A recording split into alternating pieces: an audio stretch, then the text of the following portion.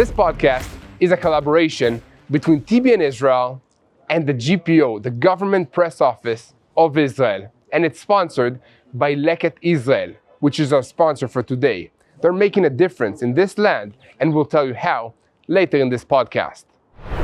We're recording this at a very fragile moment for Israel. A senior security official said it clearly in the last 24 hours, Israel is standing at a decisive security crossroads.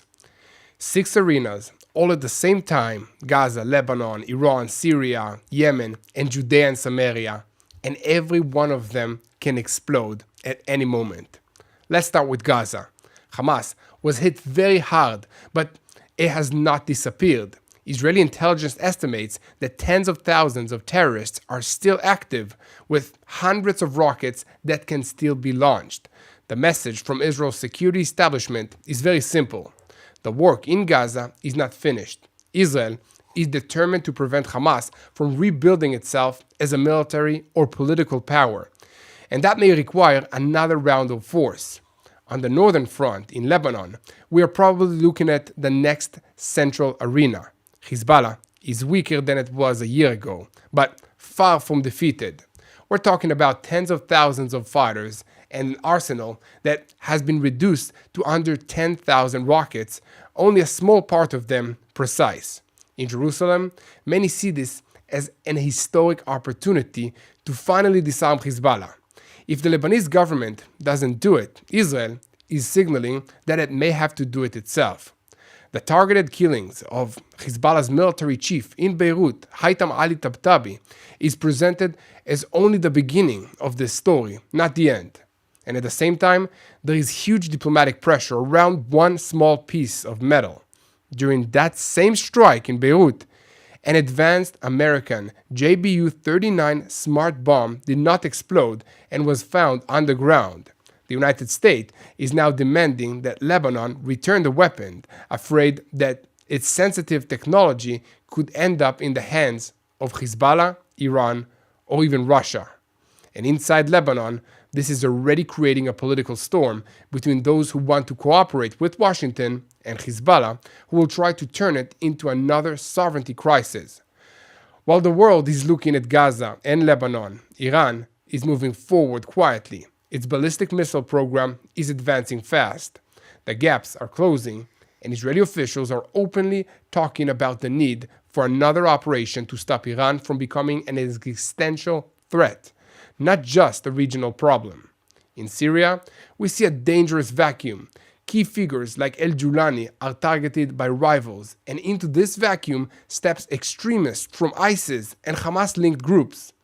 If the Syrian front collapses, Israel may be forced to move from passive along the border to active operations inside the Syrian territory.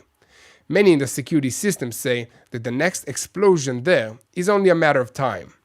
In Yemen, Israel is satisfied with a series of recent operations, including the elimination of top Houthi leaders like the chief of staff and the defense minister. But the Houthis openly say that they draw inspiration from October 7th. The physical distance is 2,000 kilometers, but in security terms, Israel now treats it as 2 kilometers away from us. That means more focus on the Red Sea and beyond. And finally, the arena that keeps Israeli officials awake at night, Judea and Samaria, the so-called cold West Bank. A senior official admitted, "We are not strong enough in that location, intelligence-wise. Dangerous weapons are flowing in. Terror cells are getting more confident and professional, and the system is preparing for the possibility of an October 7th style surprise attack from that area, even if on a smaller scale than the Gaza Strip. Terror groups understand that small isolated attacks with knives or cars will not achieve their goals, so they are now training and planning for bigger, coordinated attacks. These are the 6 fronts, 6 friction points.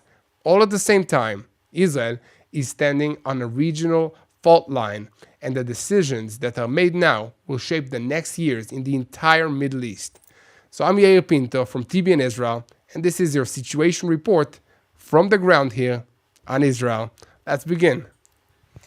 Thank you, Yair, for the update. My name is Karen Goldstein, and if you're watching or listening to this, you probably already know this kind of report from Boots on the Ground, TBN Israel's daily news from the front lines. Today we're doing something special. We are here at the Israel Government Press Office in Jerusalem, and I'm honored to host two people who have become a voice for Israel to millions of viewers around the world. Mati Shoshani, senior Middle East host on TBN Israel, and Yair Pinto, IDF reservist, combat soldier who fought in Lebanon, Gaza, and the face of boots on the ground. Over the last 2 years, TBN Israel, through Mati and Yair, has reported daily from Israel's borders, often under fire, exposed terror groups like Hamas and Hezbollah and their connection to Iran, built a global audience of Bible-believing Christians who want to hear what is really happening in Israel, not just what they see on hostile news channels, and fought a constant battle against fake news, blood libels, and anti-Semitic narratives in the media. Thank you for this introduction. And that's I didn't know we were doing all these things. This is better than I would have said it. And that's exactly what we want to talk about today, because lately it feels like everything gets blamed on Israel, even things that have nothing to do with us. And I've just got back from London and South Africa, and in every single news headline, you see the word Israel or Gaza. And so, It's Matthew, always paired by negative verbiage after that. exactly. I want to just correct one thing you said, which is that in a way that's surprising to us, the viewers are not just Christians and Bible reading. Some of them are Christians who don't read the Bible. That's a joke. And many of them, by the way, are Orthodox Jews around the world and in Israel. Yes. A very large portion of the people that come up to us, I think, are unaware of the faith element of it. Yeah, but they or like the oblivious. fact that we're sharing the truth. They like the fact that we are asking our viewers to pray for the peace of Jerusalem. And they like the fact that we are here in I was gonna say Israel reporting the that's truth. the key. Yeah. The key has been, I think, always the fact that we're on the ground in the country, and it's very, I don't want to say nonchalant, Firsthand. but it's firsthand, and it's very personal. So I think people were looking for a face to connect to repeatedly, and they got that. And it's not just us; it's also several other YouTube channels that you've seen explode through the last couple of years exactly because of that. And it's nice for other Jews to see that Christians support them and other people besides, or Israelis or Jews in the diaspora Yeah, support but Israel. I would argue that many Israelis, and I can't talk on behalf of Jews outside of the country because I don't encounter enough of them, but in Israel, my personal experience would say that the Jewish population in this country deeply understands the relationship to the Christian audience and Christian value set in a way that wasn't existent to this degree before October 7th. And Yeah. the reason is because after the shocking events of October 7th, everyone around the world, Israelis assumed everyone would look and say, these guys are the victims, these guys are the villains. It took all of 72 hours for a bunch of countries, actually it was less than that, because we were sitting with an official in the foreign ministry for dinner this week. She said it took 5 hours For everything to flip. for everything to be flipped politically and be turned against as an event where Israel's attacking the Palestinians. And we realized after that happened, there's only one group of people around the world that care about us: those who have family members in Israel, so the Jewish community, and the Christian community. And everyone else, including people that should clearly say Hamas evil, Israel good, they were unable to say that again and again. So I think a lot of people in this country realize, wait a minute, there's a common denominator that makes people understand and distinguish between good and evil, and that is called reading the Bible and understanding God's plan.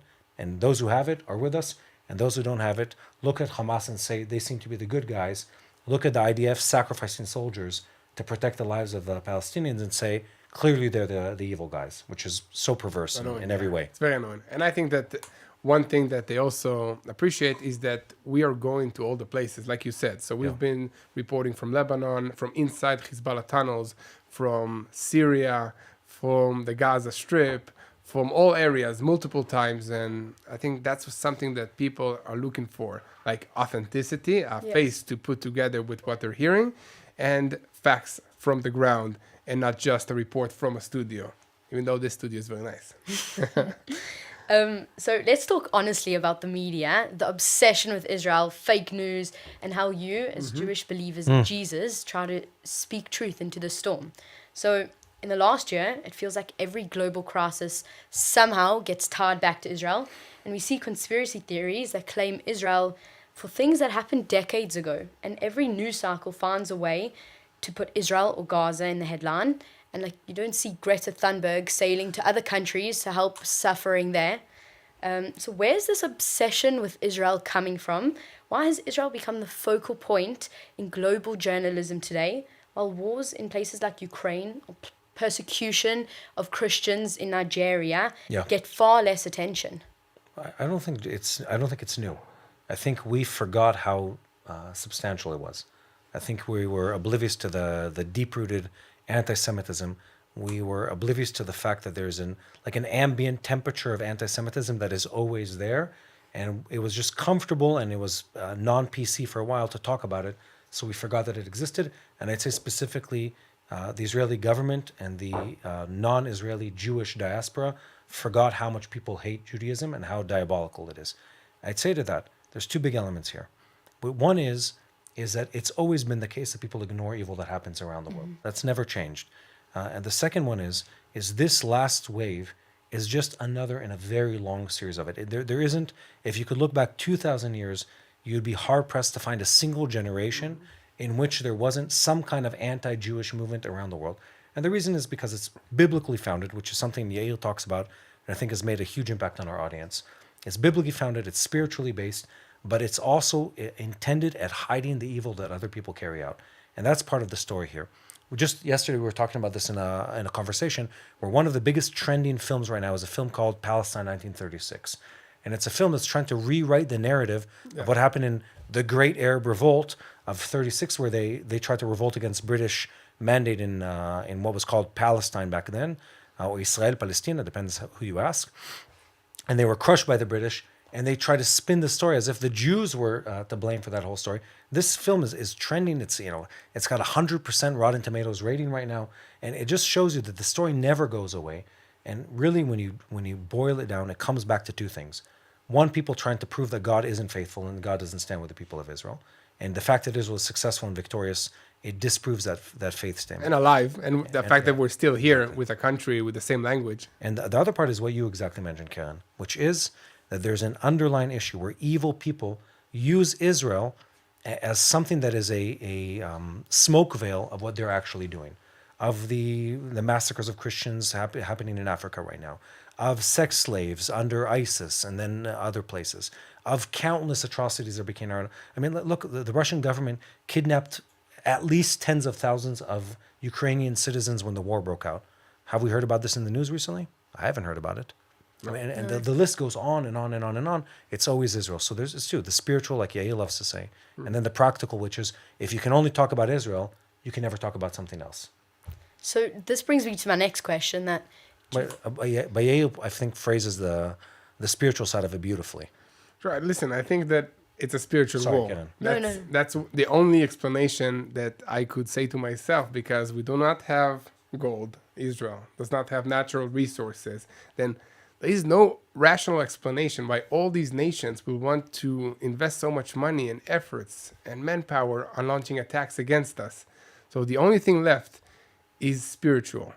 They look at Israel and they see a fulfillment of God's promises to his people. And the fact that he is a living God to the people of Israel, to the Jewish people, means that he's the one true God to everybody around the world. And they just cannot stand that. So they want to destroy Israel and prove that our God is false. But they cannot do it. And on top of that, God is using this situation to prove that he's still performing biblical level miracles in Israel today. I mean, we see that we have won against 7 different fronts, multiple enemies. It's a miracle. It's not because the Iron Dome is so successful or the IDF people are so smart. I mean, we're very smart. Although they are. They're very smart. Doesn't make sense. It's a different level. I mean, we have also personal stories of rockets landing next to IDF soldiers and not exploding, and miracles on top of miracles. And just to talk about the resilience of the people of Israel in this war, I mean, there's one of my favorite stories, and then Mati can add to that also, is that after Iran launched 300 rockets and missiles and drones at Israel, on the WhatsApp groups, after the last rocket, it was stated, everybody, WhatsApp groups for the mothers that are sending their kids to school, it was saying, so it's over. Can we send our kids to kindergarten now? I mean, that's how fast everything shifts back to reality. So I think that it's been clear that this is a spiritual war, and the only way to fight a spiritual war is to pray, to have faith in God, and to unite against evil. And we've seen it clearly from day one. This is a war between good and evil. Absolutely. And there are clear sides. And I think that before October 7th was kind of blurry. You know, you had some gray areas. You didn't know what's right, what's wrong. Now it's very clear. But the problem is just to the west. Yes. And that's we were the ones who Exactly. were wrong. For them, if you look at their messaging, you look at the jihadists, the anti-Western, the radical Muslims, they've been consistent and honest about their communication for decades. We chose to belittle what they said. Exactly. We chose to look down and oh, no, just give them McDonald's, just give them jobs. That's all they want. They just want deals. That's not true. They are radicalized and radicalizing, both in past tense and in future tense, and present progressive, if we're in English. You lost me now completely. It's been a few years since my English class. No, I just had to touch back on it with my daughter. And it's happening in real time. Simple is the best. Yeah. And it's happening in real time. And they say openly, time and time again, we want to bring down everything you believe in. We want to kill you all. We want to take away what you have. And we look at them and say, no, that's anti-Muslim to say this. I'm not saying that. They're saying those things time and time again. And we chose to ignore them. For once, we were woken up because we had no choice because they kicked down the door and murdered 1,200 Israelis on the 7th of October. You had to react. You had to believe them. And they said, we came to kill you. We came to rape you. We came to destroy your way of life. And they did it. Yeah. So let's believe them for once. When the Iranians say all our country for 50 plus years is geared towards the destruction of everything you believe in, let's believe them. Yeah, believe death them. to America, death to Israel. Don't take it lightly. Big Satan, small Satan. That's what they've been saying Yeah. for many, many, many years. I mean, let's believe them. Yes. I mean, they've proven that they're right. And what we're seeing now in the United States, in Europe, is that their plan is more than like a 3-year plan. They're planning 100 years in advance to infiltrate all the education system in the United States of America, the political systems, the culture, the society systems. And we've seen that, at least now, with the administration of the United States, somebody is beginning to wake up to see the dangers of the Muslim Brotherhood. And also here in Israel. It's very scary. I was going to say before, to what Matty said, to the next question, that do you think the media genuinely cares about the suffering in Gaza? No. Or is it just a tool, an excuse to go against Israel? They don't. Yeah, you have a very clear proof of that is when the ceasefire was signed, meaning that Israel is no longer in charge of distributing the food or is no longer active fighting in the Gaza Strip. The headlines shifted to something completely different. Does it mean that the suffering in the Gaza Strip ended? Does it mean that the Palestinians have an amazing lives now? It escalated. It escalated. Yeah. First of all, Hamas fired at civilian Palestinians the first day of the ceasefire. It wasn't reported all over the news. Imagine if an IDF soldier would do the same that the Hamas terrorists did to the Palestinians. It would have been on the front pages of every newspaper. But no Jews, no news.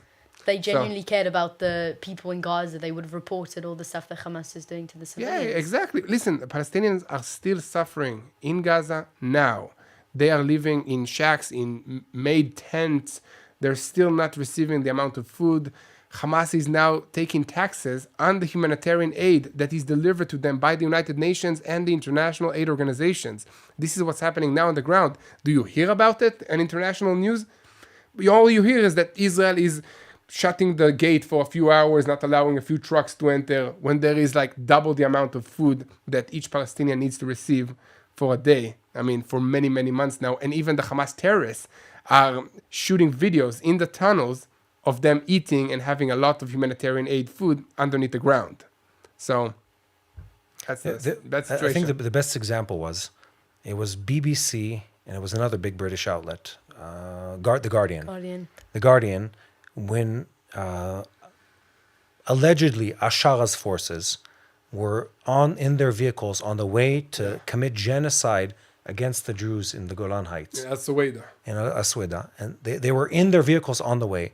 And the Israeli Air Force goes and bombs some of the bridges that were connecting into that region and sends a warning by bombing one of the command centers inside inside Syria, saying, "If you don't stop, we're gonna bomb you." This is a good The one. headlines I remember. in these huge outlets, the headlines say, "Israel strikes in Syria," and then the more accurate headline said, "Israel strikes Syrian army command centers in Syria." And you had to read to the second paragraph to understand that we were actively stopping a genocide from taking place in another country. And the list goes on and on and on. And you look at that and you said, "You are such horrific humans." You can't Like even make it how? up.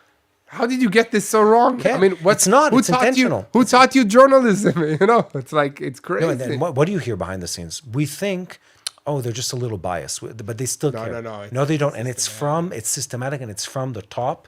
And these pieces of information come out bit by bit, where you hear the system, the editorial system in those outlets. They forbid people from talking about at all what's happening here. I know this from other sources, that they censor news that comes out of Israel from their own journalists, and the journalist could write a fair report that says IDF retaliates or IDF protects or something that's balanced, and his editor in the UK or his editor in New York or his editor in countless other countries in Europe, he'll change the headline and make it an anti-Israel headline. Why? Because it works, because it fits with their agenda, because it gets them clicks.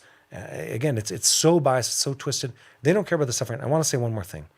Is I've studied this topic of the Israel-Palestinian conflict, etc., for decades, and I think most Israelis, Yair and myself included, we grew up with this expectation that you could resolve these things, that if you did the right thing, the other side would come to terms. The story here is much bigger than that. The story here is that there are other people around the world, Islamic Jihad and the radical movements are part of that, but also anti-Israel and anti-West movements within the left around the world are part of that too, who use the Palestinian cause as and I'll say this directly, as patsies to be used against Israel. And Patsies? Fire. Fire? Okay. They're the comfortable victims. They're used as the ones who take the worst element of the whole conflict, and they perpetuate their suffering, and they perpetuate their victimhood, and they perpetuate the mindset that leaves them in that situation and prevent things from ever changing. Which is why you have a population that after several generations is still considered to be a refugee, which is why there's no solution to this conflict. Meanwhile, around the world, countless conflicts that are of much greater levels of violence and religious war and amount of people and stuff like that, they've been resolved over the years. Not 100%, but more than has happened here. So there is no, again, we're living in this reality where the eyes of the world are aimed at Israel, and evil forces that hate Israel, that hate the Bible, that hate God's work, use every lie, every deception, and every vile act against the Palestinians, and it really is against the Palestinians, to perpetuate the situation. That's where we're living. And people should be awake to that, should realize what's really happening here, and need to speak up against it. This isn't a situation where it's, and I used to think this before October 7th, oh, it's in the gray area, they have their perspective, we have our perspective. No, they're evil, and they side with evil, and we're good, and we do our best to do what's good. Those are very different perspectives on the world, very different courses of action on a military, political, and financial level. So this is not just a war between Israel and the Palestinians. If it will not stop here, it is already going into Europe, it's already going into the United States. So it either stop here. Either you stand with Israel against this evil, or you're going to fight it alone. There's one more thing. People mistakenly think that it's Islam fighting for Islam. They're saying we want representation, we want equality, we want et cetera, we want freedoms. It's not what it is. It's not what it is. It's Islamic individuals and Islamic movements fighting against Christianity and Judaism. It's not pro-Islam, it's anti-something else. And the explanation to this and the easy proof of that is the fact that when ISIS was plowing through multiple Muslim countries, you didn't see a single demonstration in the West and by the Muslim communities against it. What you did see was them volunteering to go and fight and buy, ISIS fighters from Europe going European Muslims going in, and European Christians, by the way, going and fighting on behalf of ISIS. You didn't see any of them saying, oh, this is horrific, marching against the embassies, stop the massacre, stop the killings that's taking place. You didn't see any of that. All you saw was time and time again, these people fighting against Western values. If it's a cartoon in a newspaper, let's burn down the newspaper. But it's never when there's an entire village that's killed of other Muslims. They never speak on behalf of it. So it's not ever an issue of in the defense of the Muslims. It's not for Islam. It's against other people. Yeah. And we need to be clear about that. Yeah, so they don't care about their own lives, their people's lives, and we've seen that in the Gaza Strip. Yeah. Hamas doesn't care about the Palestinian people and their lives. They are sending their children to the IDF positions to be spies and also to be shot if they get too close. And they do that intentionally because they rather harm Israel than save the lives of their own people. Right now in Israel, a lot of parents are standing in the kitchen in the morning, staring at the lunchbox and doing math. Not nutrition math, money math. A new study by Leket Israel and the Midgam Institute found that 35% of parents are cutting foods from their kids' school snacks because it's too expensive. 1 in 3 say cost is the main thing deciding what goes in the sandwich. And 20% have basically given up on adding healthy items at all because fruits and vegetables have become a luxury. Most families aren't asking, is this balance? They're asking, will my kid be full enough to get through the day? That's why Leket matters so much. Kids get fun, hands-on nutrition lessons at school, learning what healthy eating looks like. But it doesn't stop there. Every 2 weeks, their families receive boxes of fresh fruits and vegetables rescued from Israeli farmers. Real produce that they couldn't always afford otherwise. So kids don't just learn about healthy food, they actually get to eat it. Parents say it changes everything. Kids who once pushed veggies away suddenly want to eat them. They come home proud, excited, teaching their families what they learned. This is how we make sure that a child's lunchbox isn't shaped by poverty or pressure, but by care and dignity. So if you want to be part of that, it's simple. Go to feedisraelikids.org. Again, that's feedisraelikids.org. Help a child open their lunchbox tomorrow and find something good inside it. Can I take this a different direction? Because Yeah. you're sitting here and we're sitting in the studio of the government press office. And I want to say this, all Of this Israel. of Israel. As you can see, the flag. For those of you, this is the flag of Israel. If And if it's your first time, and I say this because everything Yair and I are saying is not to bring us down and to feel depressed and hopeless about what we're doing. There still is enormous value in spreading the truth. And a lot of what La'am, I wish we had the English GPO, the English logos. If we had that, to say that there is a huge value in working as hard as you guys do and others do too in this country, to work with international media, to change the opinions of people, to show them the truth time and time again, and give them the choice repeatedly on a daily and hourly basis of choosing to tell the truth or to lie. and to come to Israel to Yes. see it for yourself. No, because I mean there is a massive group of journalists that reside within Israel and cover what happens here. It's very disproportionate compared to what happens in the world. So there's huge value in doing that. Even though people will be anti-Semitic, even though the world is against us, it doesn't matter. We still need to work day in, day out to spread the truth about what's happening here in the country. Definitely. And both of you are Jews who believe in Jesus and follow Yes. the New Testament.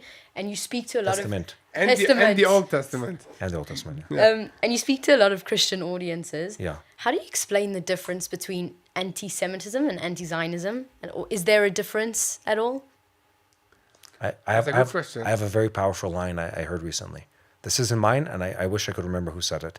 The difference is claiming that it's anti-Zionism and not anti-Semitism is saying, I'm okay with you as long as you don't have a home, which is a really funny way to think about it. It's like, I have nothing against you, but the minute you have a home, I hate you.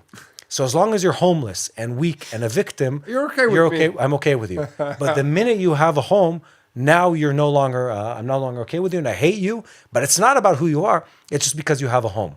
And it's bizarre. What does it mean to be a Jew? Judaism, all of it is, biblically speaking, historically speaking, narrative-wise, all of it is a yearning to Zion. And now that we have it, oh no, it's not anti-Jewish, It's just anti-Zionism. And there's It's- everything that you stand for. Exactly. I don't hate you. Just everything that you I don't believe, mind Jews, I stand just for. hate Zionists. Yeah. No, I just hate you when you have a country and you're not homeless. So I think it's a joke. It's just a way of dressing up what always has been underlying anti-Semitism that exists globally. It's never gone away. And what you see now in the chants of the from the river to the sea, in the countless people that, like this horde of zombies chant things that they know nothing about. What it is deep-bedded anti-Semitism that they're not even aware that they've culturally absorbed within their communities. And there's a lot of communities in North America that have fallen victim to it, European countries that have fallen victim to it, countries that have succumbed to the threat and the fear of Islam and radical Islamists that succumb into that. That's what it really is. It's the same thing exactly. I want to say just one last thing though. It's okay to criticize Israel. And people mistake Definitely. those two conversations. Yeah. It's okay to love a people and still say, I'm not 100% with what you did there. But that's not anti-Semitism. Well, And you do that with your family members, Yeah. with your children. You do it with the people you care You about. do it with people you love. Yeah. I mean, it's completely okay. And you see that, for instance, in the relationship between Israel and the United States, Mm-hmm. where the relationship can say, we're homies. We're together in this. We're fighting together. I'm with you. You're with me. You give me weapons. I give you technology. We have a deep relationship. And still the governments reserve the right to criticize each other and say, look, we want to be honest. We're not 100% aligned on this topic. He has his political interest. I have mine. And you can still maintain a friendship in that sense. That is what real relationships are. That's real care. That's real diplomacy in the real gentleman type of way of doing it. That's where you see it. Yeah, I think it's just an evolution of anti-Semitism. You had anti-Semitism, then you had anti-Israel, and now it's anti-Zionism. And I think that the word Zionism is kind of hard for people to understand what it means, so it's easier to make it into a bad word. Yeah. Whereas to say that, Jews are bad is something that's became like a taboo or something. I'm not It's just a cover-up. I don't want to be that. But Zionism, Zionism. What is Zionism? Maybe they do want to take over the world. Maybe they do control all the banks and all the movies and all the everything. And it's easier to connect with something that you don't understand the meaning, which maybe Matti can just explain the meaning of Zionism for us. So Zionism is, do I really need to explain? So I think so. Zionism is the yearning to Zion. It's the desire of the Jewish people to have a home like every other nation, both as a national movement and as a religious entity, and as a 4,000 or 6,000 year old, depends how you count, old nation, that this has and will be always their home. I want to add one last thing. The trend of anti-Semitism is linked into anti-Zionism or anti-Israel, or I'm just criticizing everything Israel does. I'm okay with other Jews as long as they're silent and victims. Is if you look at the recent polls that have been done globally, as to the trends of anti-Semitism, they're horrific. The world is becoming a more and more increasingly anti-Semitic place. It's at the point now where about half the adult population of the world.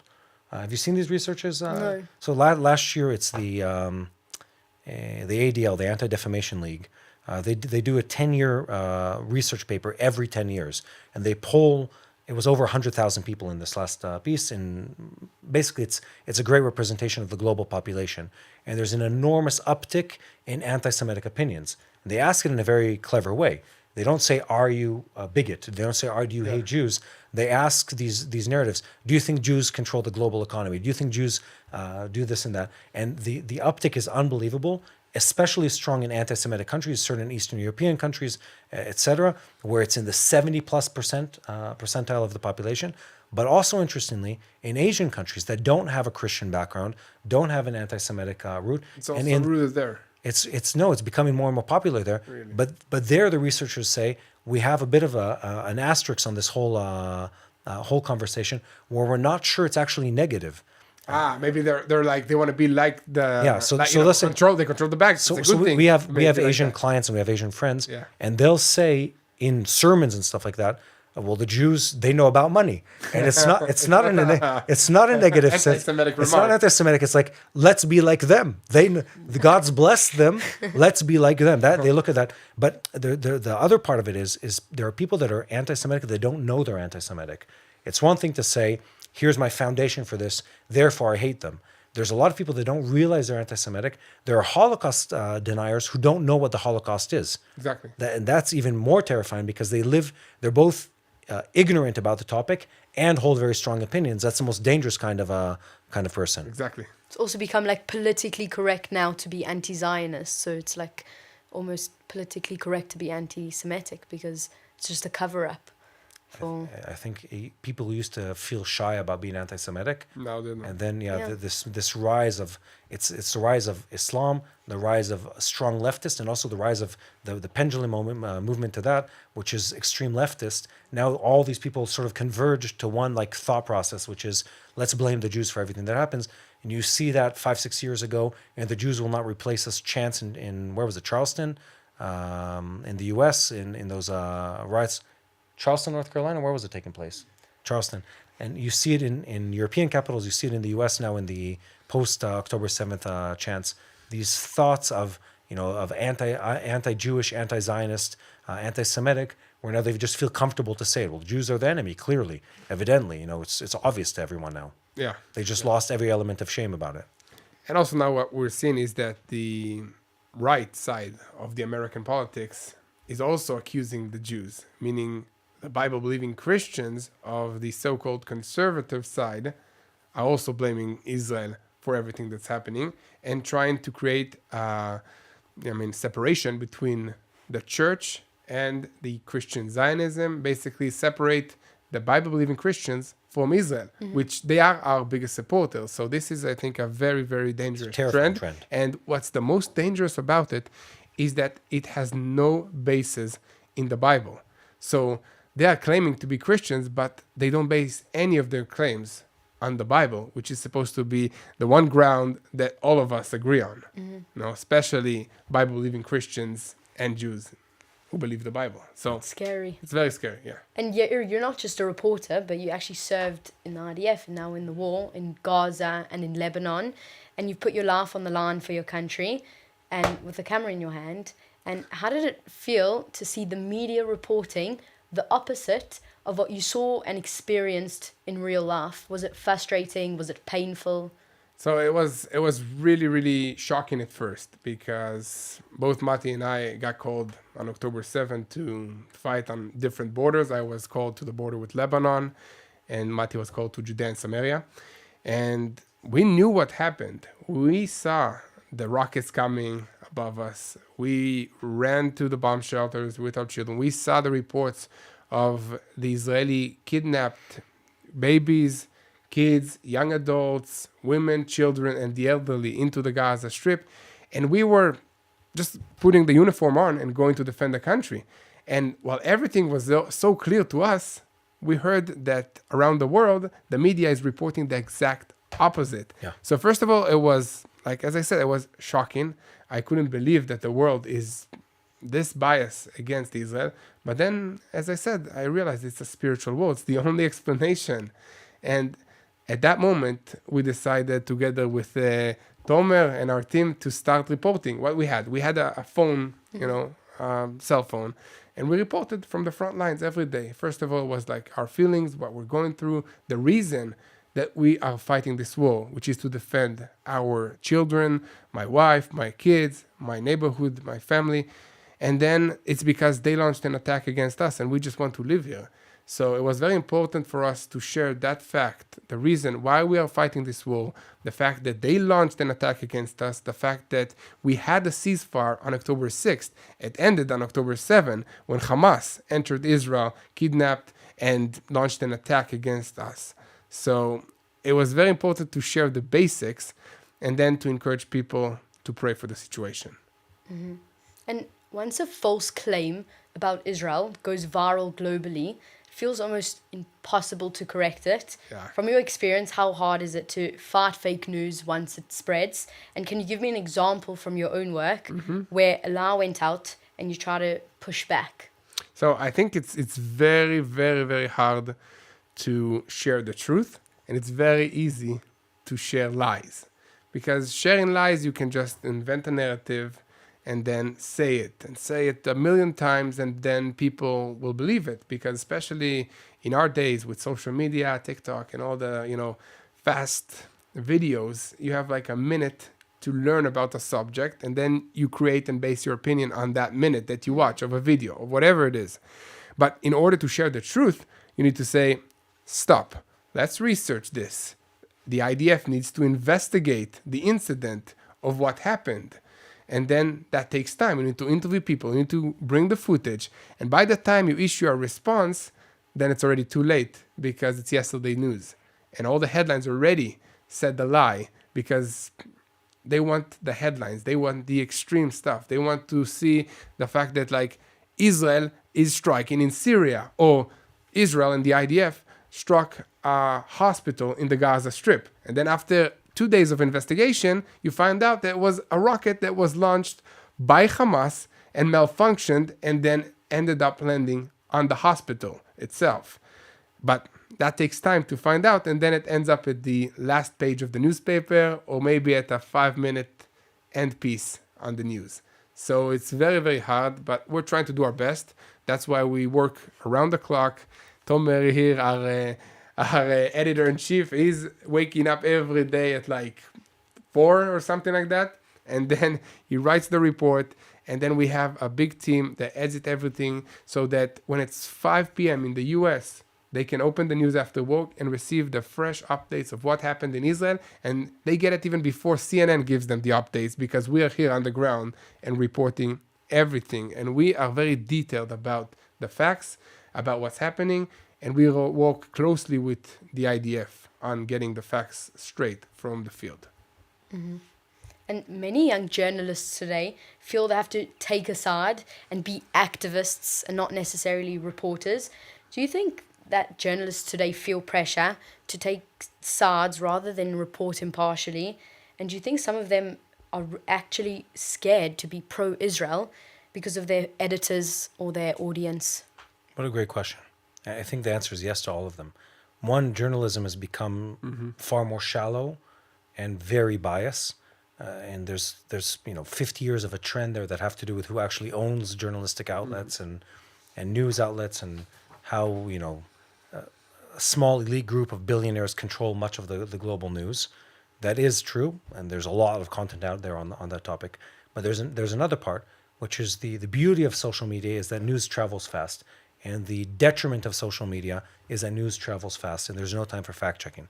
Example is, in the past, if someone wrote a story, let's say in a newspaper does an investigative journalism piece on a corrupt government minister, they investigate for 3 months, they have 4 people that work on it, they fact check, they're about to run it to the press, and they call the government office and they say, we're running, it's Thursday or it's Wednesday night, we're running a story, it's hitting the press Thursday at midnight, and it's going to say that Minister so-and-so is part of a large corruption ring, give us your response.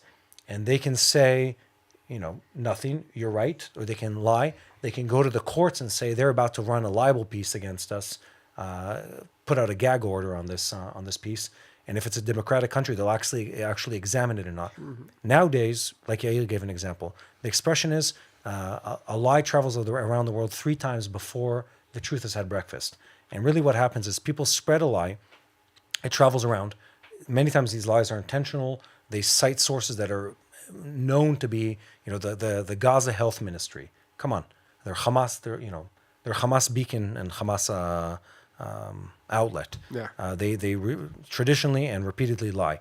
People spread the news. 3 days later, they put on some hidden link within their website a response that says a correction. The correction doesn't say correction. It says update on so-and-so piece, and it says, without actually stating any responsibility, this piece that we did on this topic wasn't up to our journalistic standards, which is a very nice and sugar-coated way of saying we openly lied and did so intentionally, and we're not planning to take any responsibility for it. And that's really the problem. And the only solution for that is for audiences not to be sheep. Mm-hmm. That's the only solution. There is no way that you can stop TikTok and Instagram and Facebook and 100 different outlets from spreading lies and half-truths. There is no way to do that. The only way is for people to be grounded and for people to have true information, and for 18-year-olds and 16-year-olds and 20-year-olds not to think that they know everything about what happens in the world, as I did when I was that age. And it's a repeated trend throughout human history. But you know everything about the world, right? Exactly, yeah. So I mean, that's on TikTok. That's only way to stop it. And I'd say one more thing to answer your question, which is people feel like they have to take sides, and I think that's the wrong way to go about it. I'm 100% okay with someone who's a Palestinian journalist who only writes about suffering in the Palestinian side. There's nothing wrong with acknowledging the suffering of the Palestinians.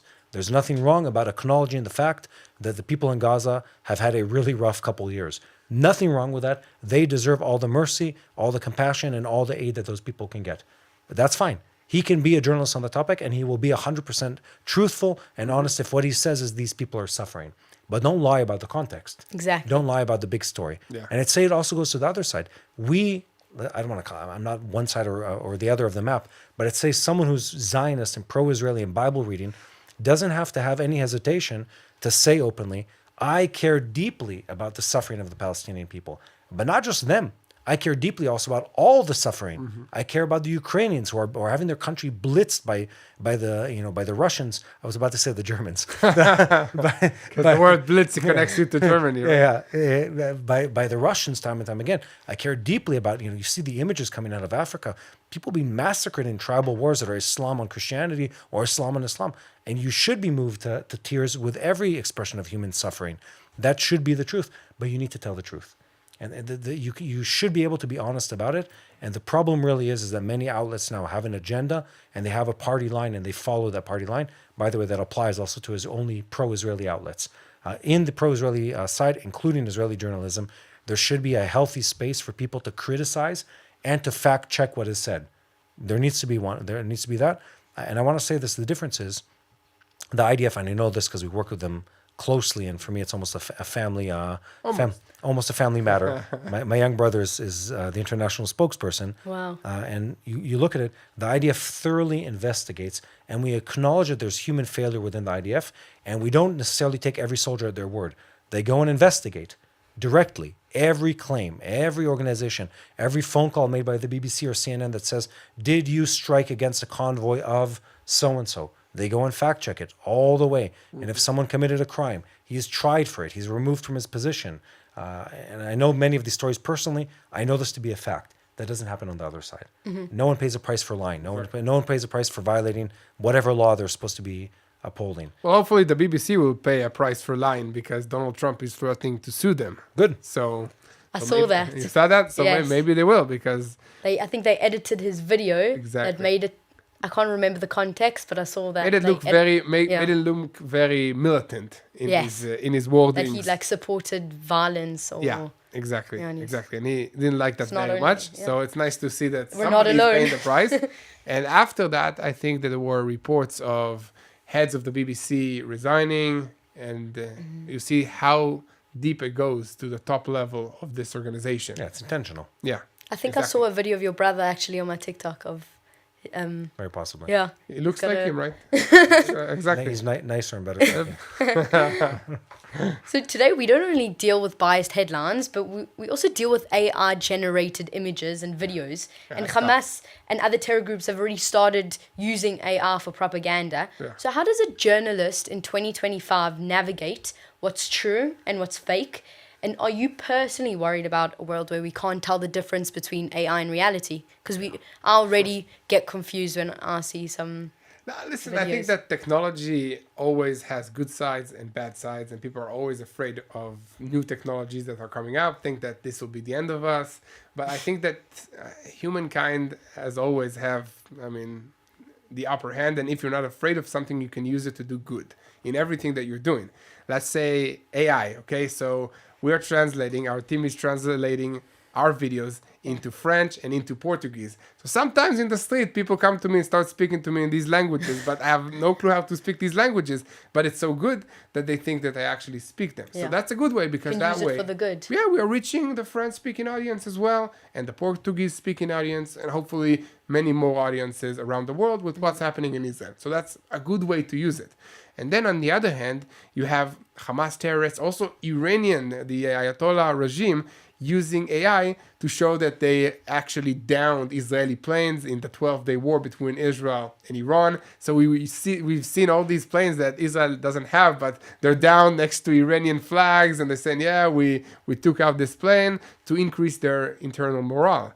And also in the Gaza Strip, AI was used to show the suffering of Palestinians, Palestinian kids starving, and some of it was used with AI, some of it was used with pictures of kids that actually have a pre-existing condition, and some of them were even treated by Israel or allowed transfer to other hospitals outside of the Gaza Strip by Israel, and then these images were used against us. So it's very hard, but like everything, I think that if the technology for fake news grows, there will be also technology for making sure that it's accurate or not as well. But in everything, you need to understand and to study more than just a minute and a half of what's happening in every situation before you make your opinion. That's one thing. And then if you take it to the spiritual level, you need all the help that you can get from God. So pray about stuff. I mean, ask God to give you wisdom to discern what's good, what's bad, what's true, and what's a lie. I'd say there's another element here, which is part of the reason that AI is effective at persuading people, is the fact that people are easily persuaded. In essence, if I say, look at this picture, look at the picture, and that's enough to like send you on this, emotional roller coaster. Oh no, this happened. Blah, blah, blah. It's like, wait, be grounded in facts for just 1 second. Actually fact check. Look at the sources. And the problem is so many people, it takes one TikToker or one, Instagram or one influencer to just say, so-and-so happened. I know it. And the government's lying to you about it. And they go on this rage and it never stops. And, find out months later, they've allowed their entire worldview to be shaped by it. Meanwhile, this guy made it up like 20 seconds before he started rolling. Yeah, said something like, I heard an IDF soldier saying that the IDF is doing terrible things to the Palestinians in the Gaza Strip. Boom. Okay, so it's now proof, it's facts, it goes viral. And that shapes the reality. It might be true, it might be false, but it doesn't mean that Israel and the IDF as a nation is acting wrongly. So no, and that's exactly the point. Is that when people are so easily triggered by everything that they see, it's very easy for lies to work. Exactly. If you already are on the edge to one side, then if somebody just gives you a little bit of a push, then you can go all out. But it goes both directions. Because if someone said I'm only pro-Israel, let's take their side. I'll play devil's advocate for a second. They're only pro-Israel and they only care about Israel, and you show them a picture. Look, the IDF bombed these homes, and a Palestinian kid was killed in the Gaza Strip. If their immediate response is this couldn't possibly be true, that's also wrong. They should be able to respond calmly and say, okay, let's investigate. Where did this come from? What happened? Let's stay with the story for just a second and give time for their worldview to be shaped. Meanwhile, if and this goes both ways, if they don't have any patience in checking anything and everything is a trigger one way or another, and you explode emotionally about everything that you see, that's the problem. AI you don't need AI. You can just use, what should they do? Use a picture from the war in Yemen from 7 years ago. 20 years ago. And it's enough to trigger people. Use a story of someone who's not even part of this conflict and then say, look, here's evidence, and it's still enough for people because they don't care. They don't care about the facts. They just care about their emotions and being triggered and et cetera, et cetera. You have to be grounded. You have to be more solid. You have to be slower to respond. You have to have compassion to the other side.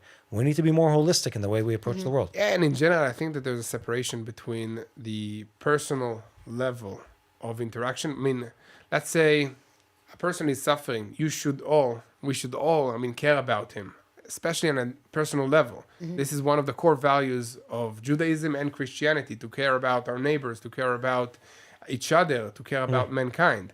But there is a difference between caring about the individual and acting as a nation. It's also differentiated in the Bible. I mean, there are commandments that people of Israel were told to go and take control of that territory and to defend ourselves and to act to conquer the land and stuff like that as a nation. But there are also commandments to take care of the poor, of the foreigner, of the slaves, and everybody as a personal level. So there's two different things, and I think that the world today, especially the West, got that mixed up.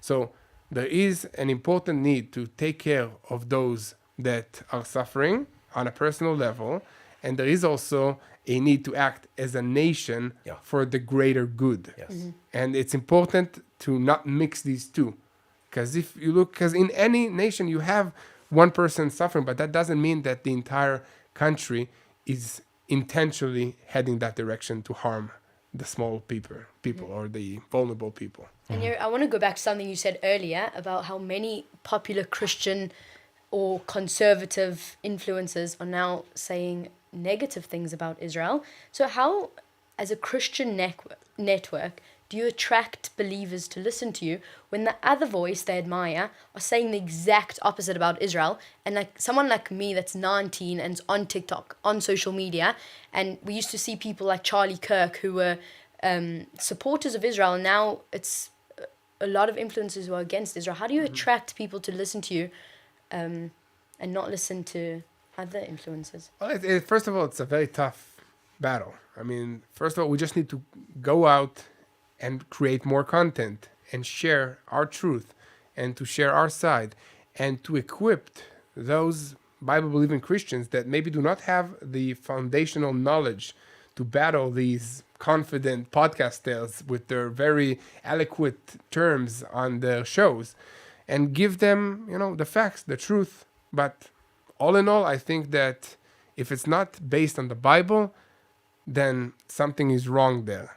I mean, if you're a Christian and you're listening to all these voices and it's not based on the Bible, then something is off. And I think that this is something that a Christian who's going to church should not trust his pastor with everything that he believes in and everything that he says. He should take the sermon, go back home, open the Bible, pray about it, see what God is making him feel and what the word of the Lord is telling him to do with this information that the pastor told him. It's the same thing with podcasters, same thing with spiritual leaders. I mean, you have to have a personal connection with God and to understand the facts on the ground. Definitely. Do you have anything to add? Complicated stuff. Right? No, it Not really, easy. it really is such complicated issues. And it really is. I've tried to think about this in the past. How do you reach people when you have like these young individuals around the world? And I think many of them come from this positive motivation. And then when you think about like, where are they going to be able to find balanced information? It's so difficult. It's so difficult to do it in this echo chamber of opinions and social media. And social media and its algorithm feeds you similar opinions or the opinions of your friends and stuff like that. You really have to be a deep person to be able to find the truth in these different things. And I think when it comes to the question you asked about faith, there's a trend. And the trend, sadly, is often missed by people, where, one, we don't need to discredit everything that these people say. We need to listen to their criticism, because some of it comes from an interesting and rarely from a valid place, but at least it's good to understand where they're coming from. It has to do with an isolationist trend within conservatism in North America. Not the first or second time this has happened. They did it before World War II. They did it also before that. There is a mindset which is part of like the American like zeitgeist, which is we want to be alone and we don't want to be involved or pulled into international politics. Trump is a counter movement to that almost, because he's very involved in what's happening around the world as a force of good. That's one thing to understand, that there's a political draw behind it. The second thing is, again, it goes back to social media. Some of these people are being heavily influenced by people backing them and promoting them. They make a flip. It's or ideological influence in certain cases. Or financial. Or both. And the financial goes two ways. One, they might have someone backing them. Qatar is a great example, where they're incentivized directly or indirectly to work on behalf of them. And I don't want to make any names to avoid lawsuits. And there's another aspect, which is social media, in its essence, it compensates you and it rewards you for saying sensationalist things. No one gets many likes and views for saying, guys, this is a complex story. It's going to take me 10 minutes to unpack. Everyone gets incentivized when they say, the Mossad killed Charlie Kirk. That's not the case, but people said it. And I imagine this conversation when Candace Owens, she started with, Charlie was my friend. I'm so sorry about what happened. Then she did 5 lives back to back, day after day. And she had, we're talking astronomical and groundbreaking numbers of people watching these lives, in the tens of millions watching these lives broadcasts and saying, or it was millions and then it became many millions. And again, I know how much money you make from those kind of things. It's a lot of money. And so the digital team is like, Candace, we need to do this. Again, when it keeps saying it, it's bringing us the views. It doesn't even have to do with values at that point. It's just about the way the system is set up. Problematic world that we're living in. Not easy answer. No, the only solution is call people to depth, both spiritually and as far as education and knowledge. Don't rely on a single source, and don't be a baby. Don't allow a single piece of information to completely shape your worldview. Exactly. You have to be less explosive. You have to be less responsive. You have to be grounded and not this little child that, like every new bit of information makes you forget about everything you knew previously. Exactly. So Matty, Yair, thank you. Thank you. We've talked about media bias, fake news, AR, and the spiritual battle around truth and lies. But before we finish, I want to ask for two things. First, if you're watching this and you care about truth from Israel, follow TBN Israel, share these programs with your friends, and don't let the algorithms decide what you believe. And second, Yair, would you close us in a prayer? Sure. So, if you want to join me in prayer, I'm going to pray for wisdom, first of all. So, our Father in heaven, please give wisdom to our leaders, give wisdom to us, help us look, search for the truth, know what's happening on the ground so that we'll know how to act in response to all these fake news that we are seeing. And we are praying for defensive of our IDF soldiers, for protection, as they are fighting in Syria, Lebanon, Judea Samaria, the Gaza Strip, and also against attacks from Yemen and Iran. Lots of fronts, but we know that you are in control. As you brought us back to this land, we pray that you will keep us safe here, and you're not done with the people of Israel.